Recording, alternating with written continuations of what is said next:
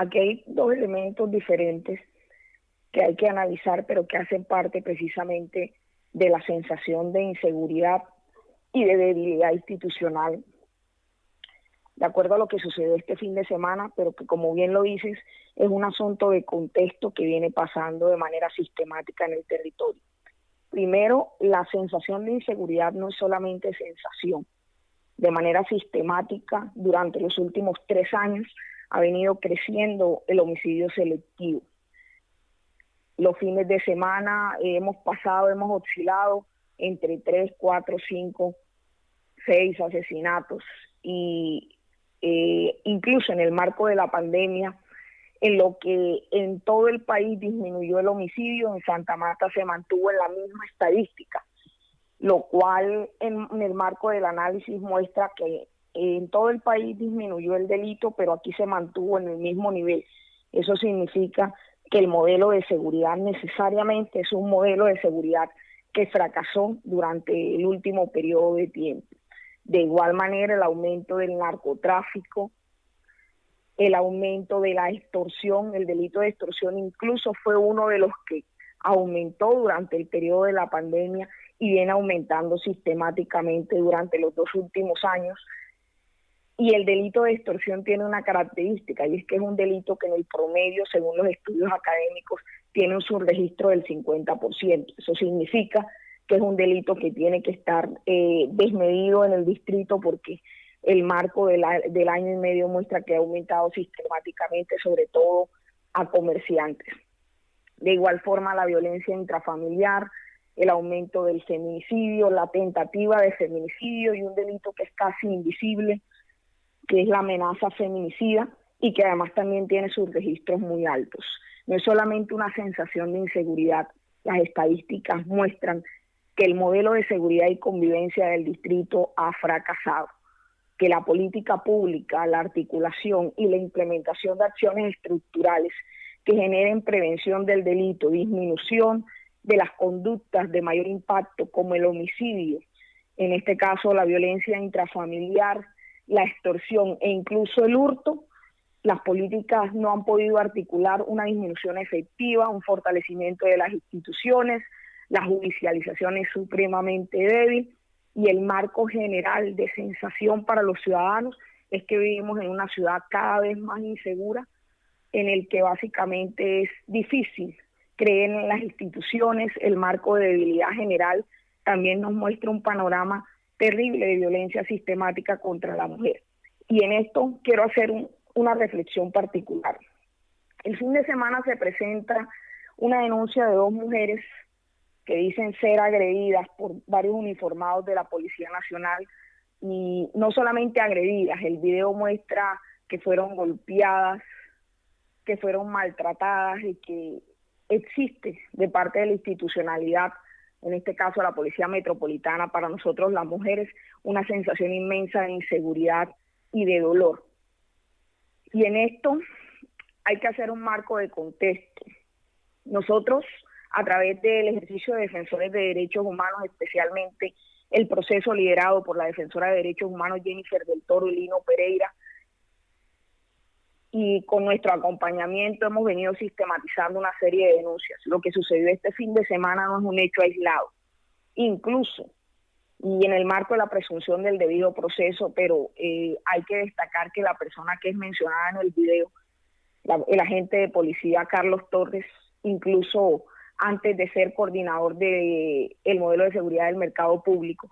que es en donde se presentan los hechos de este fin de semana, era el coordinador de derechos humanos de la Policía Metropolitana, lo cual nos deja una sensación terrible porque es una persona que conoce perfectamente el marco de aplicación del derecho internacional de los derechos humanos, que lo coordinaba en la Policía Metropolitana.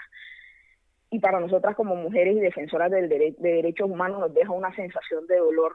inmenso, porque era la persona que representaba los intereses en el marco de derechos humanos de la Policía Metropolitana. Segundo, existe una serie de denuncias de abuso policial, no solamente contra este grupo de mujeres venezolanas, unas previamente documentadas en el Rodadero, por procesos mal desarrollados y de acoso contra mujeres, a los cuales se les generan decomisos, acoso sexual, maltratos, Y en esto quiero ser muy respetuosa,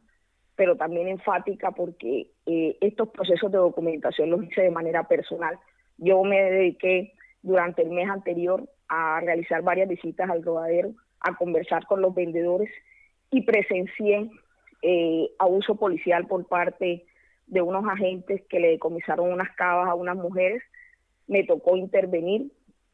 y después de documentar el proceso, de exigirle que el Ministerio Público no se encontraba, como sucede en varios de estos operativos, acompañados por la Unidad de Espacio Público, pudimos documentar que precisamente esta mujer que estaba siendo violentada, maltratada, agredida, nos comentaba que el policía la estaba acosando sexualmente, y que esta era la razón por la que de manera reiterada, sin el Ministerio Público, se le hacían decomisos, que a toda luz eran ilegales. Nos dedicamos a documentar varios casos y tenemos un registro de 12 casos de abuso policial, y estamos preparando una denuncia en la Procuraduría. De igual forma, la defensora de derechos humanos, Jennifer del Toro, nos pidió que la acompañáramos a varios procesos también de documentación de denuncias de violencia contra trabajadoras sexuales del sector de la calle Primera, Centro Histórico, al frente de la playa. Allí tuvimos la oportunidad de conversar con más de 10 trabajadoras sexuales. Las 10 trabajadoras sexuales también coinciden en casos de abuso policial, que no incluyen solamente hombres policías, también mujeres policías, en los que son agredidas, ellas dicen que les roban el dinero, que son golpeadas, maltratadas verbalmente. Esto muestra, y a nosotros nos preocupa muchísimo como defensores de derechos humanos, una sistematicidad, una conducta de violencia, de misoginia y de una serie de elementos que tienen que ver con malos accionarios y malos procederes por parte de algunos miembros de la Policía Nacional. Y en tercer caso, estamos preparando una demanda contra el Estado, también por el accionar de la policía, en el caso precisamente del feminicidio ocurrido en Ciudad Equidad. El expediente muestra que los policías llegaron 1 hora antes de que ocurriera el feminicidio, y no entraron a la casa precisamente porque no tenían una orden judicial. Sin embargo, nos preocupa muchísimo que en el procedimiento no se dé una ponderación de derechos. La vida, el derecho a la vida está por encima de cualquier orden judicial. Sin embargo, esperaron 1 hora porque decían que nadie les podía abrir la puerta, y afuera se escuchaban los gritos de esta mujer antes de ser asesinada. De igual forma, el hombre había sido trasladado, el presunto feminicida, 1 hora antes, había sido trasladado unas horas antes también por un comparendo, y no se dio el procedimiento como debía para evitar que los hechos terminaran en un feminicidio tan atroz como esta mujer que fue presuntamente descuartizada por su hijo. Aquí vemos la sistematicidad, Víctor, de una conducta que muestra primero debilidades en los procedimientos, no acordes y ajustados al derecho internacional de los derechos humanos, no acordes y ajustados a una perspectiva de género. Durante los años 2016, 2017, 2018, 2019, nosotros realizamos una serie de procesos de capacitación y transferencia a la policía. Capacitamos más de 200 policías en derechos humanos y perspectiva de género, en procedimientos de la ley 1257 de no violencia contra la mujer. Incluso la hoy secretaria de Convivencia, en articulación con la Universidad del Magdalena, en un proceso que yo lideré de formación, graduamos más de 100 policías, porque entendíamos en ese momento, también lo hicimos con el coronel Tibaduiza, que era necesario la aplicación de una sentencia del Consejo de Estado del 2016, que obligó por primera vez a la Policía Nacional a recibir formación en derechos humanos y género, para entender todo el marco de no violencia contra la mujer. Y aquí quiero, como defensora de las mujeres, ser muy juiciosa en un llamado de atención al coronel Solarte. Señor coronel, los policías de la Policía Metropolitana de Santa Marta no están actuando en el marco de la ley 1257, no están entendiendo que ellos pueden colocar la denuncia por hechos de violencia contra la mujer cuando son encontrados los victimarios en flagrancia. Los procedimientos no están siendo acordes con el marco del derecho internacional de los derechos humanos. Tercero, existe una peligrosa sensación de malos procedimientos por parte de la policía y procedimientos que vulneran los derechos de la mujer. Como lo he relatado, hemos podido verificar en varios niveles un marco de misoginia en las actuaciones policiales, un marco de vulneración de derechos de las mujeres y de derechos de los ciudadanos, y una sensación de no confianza. Significa esto que seguimos con las puertas abiertas como defensores de derechos humanos para realizar estos procesos de capacitación y transferencia, pero estas cosas no pueden seguir pasando, porque la conducta de algunos agentes policiales de la Policía Metropolitana está aumentando esa sensación de debilidad institucional, está aumentando esa sensación de confrontación con el Estado a través de quienes tienen el monopolio legítimo de las armas, como son la Policía Nacional, y sobre todo brindando la sensación que existe por parte de la Policía Nacional hechos que fortalecen la debilidad institucional y la violencia contra la mujer. Pues hombre, mire, doctora Norma, hemos sido tan reiterativos en el acompañamiento a las instituciones. Le hemos dicho muchísimas veces al coronel de la policía que este es un medio de comunicación que respalda, que apoya, que acompaña el trabajo institucional. Pero bien hecho, bien hecho. Las cosas tienen que hacerse dentro de la ley. Aquí nadie, absolutamente nadie puede estar por encima de la ley. Pero a uno sí le queda una sensación de impunidad cuando hay tantos casos por presunto abuso de la autoridad y uno no ve la culminación de esos procesos. Entonces se acumulan y hay una especie como de formato preestablecido para responder a las distintas circunstancias de esas denuncias. Y aparecen en los titulares y aparecen los pronunciamientos, pero uno nunca sabe realmente si sancionaron a ese policía que fue denunciado por un presunto abuso de autoridad. ¿Eso cómo se llama? Pues hombre, eso se llama impunidad. Y lo que estamos reclamando hoy aquí, por eso la seriedad de la documentación, cuando se hacen este tipo de denuncias, no es que aparezcan en un día como hoy que el coronel diga, hombre, nos prestamos para colaborarle a la fiscalía, porque eso hace parte de un formato de respuesta como cuando matan a una persona y terminan diciendo lo mismo siempre, que se están haciendo las investigaciones, pero nunca se captura o casi nunca se captura el responsable. Eso es algo que desalienta a la ciudad, que desalienta a la gente que se preocupa por hacer un minucioso trabajo de demostrarle a las autoridades, mire, están haciendo esto, lo están haciendo mal. Pero se lo estamos demostrando por respeto a la institución y el derecho a la defensa de la vida y actuar de manera decente, como estamos convocados en esta sociedad civil.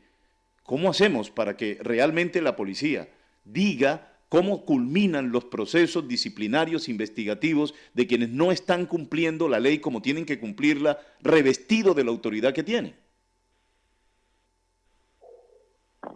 Víctor, incluso yo he venido siguiendo y documentando casos de violencia policial con otros defensores de derechos humanos y vemos que incluso los procesos internos no prosperan. Tenemos una denuncia también ocurrida en 2016, una denuncia por parte de una patrullera contra el comandante de la policía, en su momento subcomandante coronel Geldes Albarracín, y le hicimos una solicitud precisamente a la Policía Metropolitana para ver cómo iba ese caso. Esa denuncia de abuso y acoso es por parte de una subalterna, es violencia interna. Y vimos que el caso ni siquiera pasó de un proceso preliminar. Entonces, como defensores de derechos de las mujeres nos queda una sensación dolorosísima. Si no prosperan los casos internos, mucho menos los casos de violencia policial externa. Y esto no solamente hace parte de una cultura institucional y de una ausencia de liderazgo por parte de quien hoy dirige la Policía Metropolitana y un mea culpa interno, porque el país muestra que es necesario que la policía y toda la policía genere un proceso de transformación interna, desde el modelo inicial en el marco del reclutamiento, cómo se recluta al personal de la policía, hasta un marco general de formación. Por eso insistimos muchísimo y tenemos toda la disposición como defensores de derechos humanos, pero también en mi caso como magíster en derechos humanos, y sé que al igual que otros miembros de estas estructuras de derechos humanos, para garantizar y acompañar un proceso de transferencia y actualización. Es necesario que la Policía Metropolitana de Santa Marta genere procesos de formación y transferencia con los agentes y con las personas, sobre todo, que realizan procedimientos en calle. Es necesario que la Secretaría de Seguridad y Convivencia transfiera modelos formativos para garantizar que estas conductas no sigan pasando. Pero de igual manera, es necesario que las respuestas institucionales no sean tan laxas y blandas, porque así como lo dice Víctor, este tipo de actuaciones suceden cuando los actos se dan de manera pública, pero el resto de veces se generan de verdad cambios estructurales y se generan sanciones ejemplares para que estas conductas no se repitan. De igual manera, ¿qué está pasando también en la judicialización? Porque este es otro punto que nos preocupa muchísimo. La Policía Metropolitana y la Fiscalía no están cumpliendo al 100% en su deber institucional. Los temas de judicialización, así como lo mencionas en el caso de los homicidios selectivos, la respuesta institucional siempre es la misma: ajuste de cuentas. Y cuando hay capturas, pasan hechos tan terribles como los que sucedieron hace un mes con la muerte de un uniformado, que también nos duele muchísimo, en los que se dieron 3 capturas y resulta que las 3 capturas resultaron siendo falsos positivos.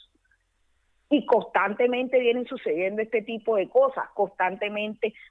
procedimientos mal hechos, la recolección de pruebas no corresponde, las imputaciones terminan convertidas en nada, los vencimientos de términos, y al final hay un marco general de impunidad y de debilidad institucional. Esto no puede seguir pasando, afecta sustancialmente a las mujeres, afecta a la seguridad, pero sobre todo afecta a una ciudad que cada día tiene más problemas de debilidad institucional en cuanto al marco de seguridad y convivencia. En realidad en Santa Marta la inseguridad es imparable y estamos ante una institucionalidad supremamente débil que no está articulando los esfuerzos de política pública y de seguridad y convivencia como debe ser, enfocados primero en la prevención de los delitos de alto impacto como el homicidio, el hurto, la violencia intrafamiliar y la extorsión, que nos están afectando drásticamente. Segundo, acompañando a las instituciones a fortalecerse internamente y a verificar qué niveles en los procedimientos están fallando para poder garantizar la seguridad a los ciudadanos. Tercero, y esto es muy importante, garantizando que las personas que están operativizando la política de seguridad en las calles, como es el caso de los policías, tengan la debida formación e instrucción en derechos humanos y la garantía para que cada uno de los procedimientos sea conforme al derecho internacional de los derechos humanos, tenga respeto por la dignidad de los ciudadanos de cualquier nacionalidad, porque esto es muy peligroso. Estamos asistiendo ante un marco de xenofobia institucional promovido sobre todo por declaraciones peligrosas por parte de la Secretaria de Seguridad y Convivencia, en la que se quiere movilizar una discursiva de conductas asociadas a los ciudadanos venezolanos. Y en esto hay que ser muy enfáticos, Víctor, porque este es un marco supremamente peligroso. Los ciudadanos venezolanos, la mayoría han venido en condiciones de vulnerabilidad a la ciudad. Nosotros estamos realizando una investigación sobre la trata de personas entre Guajira, Magdalena y el vecino país de Venezuela, una investigación que va a ser publicada a finales de julio, y hemos encontrado que existen gran cantidad de casos de trata de personas, sobre todo mendicidad ajena, trata de personas de carácter sexual con menores de 14 años y explotación laboral y servidumbre. Y la mayoría de las víctimas son ciudadanos venezolanos. De igual manera hay que reconocer que algunos venezolanos están delinquiendo, pero la mayoría de los casos son asociados a estructuras criminales que ya funcionaban en el territorio. Decir que son los venezolanos los que vinieron a delinquir a Santa Marta es una peligrosa cultura de xenofobia. Y precisamente en el caso de las víctimas ocurrido el fin de semana que denuncian agresión por parte de los policías en el mercado público, en este video que se hizo viral,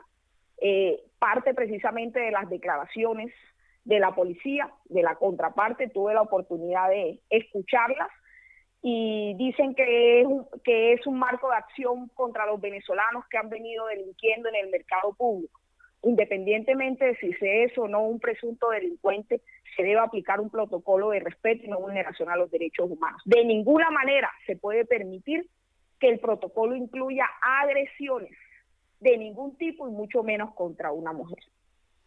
En este sentido, Víctor, la cultura de la xenofobia es peligrosísima y es una manera en la que la Secretaria de Seguridad y Convivencia ha generado una cortina de humo para poder justificar la ausencia de acciones estructurales y la ausencia de soluciones de fondo a los problemas de seguridad. Es muy fácil simplemente echarle la culpa a una población que es víctima y que vino en condiciones de vulnerabilidad a todo el país en el marco de los conflictos internos que están ocurriendo en Venezuela. Es muy fácil decir simplemente son los venezolanos y no entender que algunos venezolanos están generando conductas contrarias a la ley, pero en organizaciones criminales que ya existían en el territorio como parte de procesos de reclutamiento ante la debilidad del Estado local y de la política marco de seguridad y convivencia.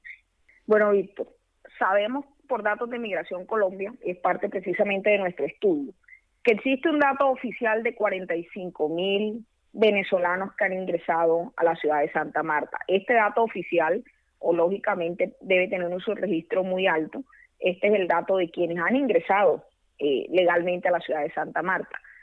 Puede ser 5 o 6 veces más la cantidad de migrantes venezolanos que tenemos hoy en la ciudad. 2,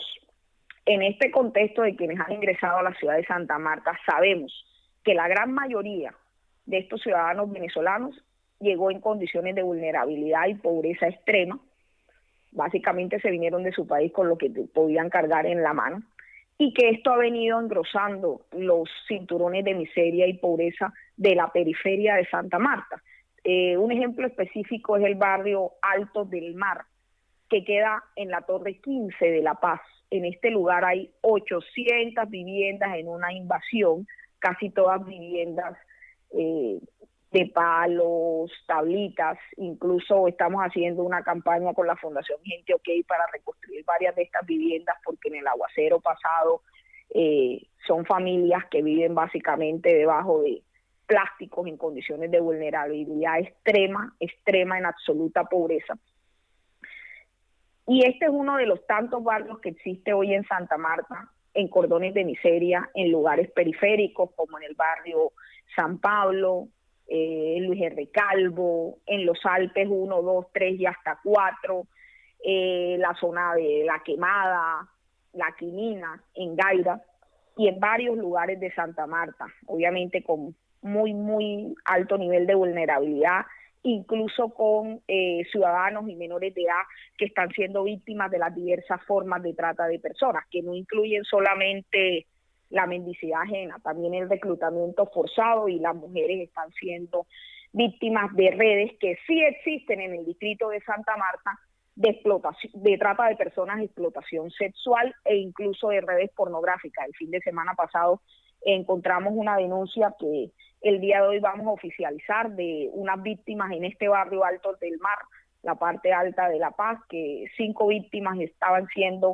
estuvieron a punto de ser víctimas de trata de personas, pornografía y explotación sexual por parte de un tratante extranjero.